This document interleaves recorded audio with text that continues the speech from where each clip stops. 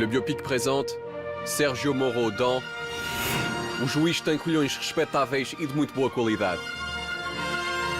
Sergio Moro est né en 1972 à Maringá, au Brésil. Il fait des études de droit super brillantes au Brésil et à Harvard, et puis il rentre dans un cabinet d'avocats où il a laissé le souvenir de quelqu'un d'un peu ennuyeux tellement il travaillait. Toujours très concentré, très studieux. Pas très différent du Sergio Moro qu'on connaît aujourd'hui. Puis Sergio est nommé juge fédéral de la ville de Curitiba, en portugais Juiz Federal da cidade de Curitiba.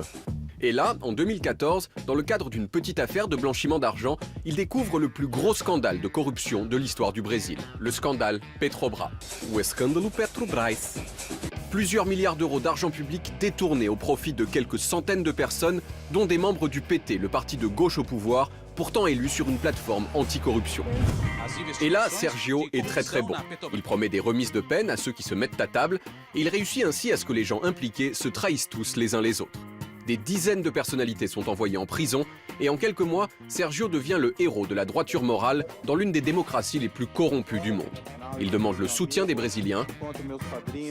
Cette lutte ne peut pas continuer sans l'appui de l'opinion publique et de la société civile. Et il l'obtient. Certains sortent dans la rue pour le soutenir.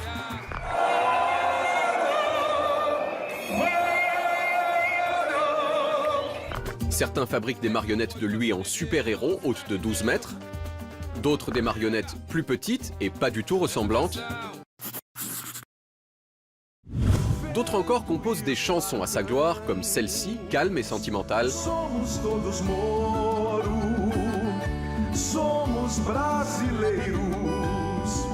Ou celle-ci, hurlante et saturée.